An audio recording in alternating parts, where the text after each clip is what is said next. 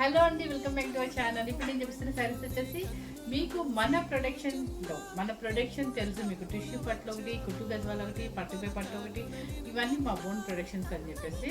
So ఇవన్నీ మేము హోల్సేల్స్గా వేస్తాం కూడా.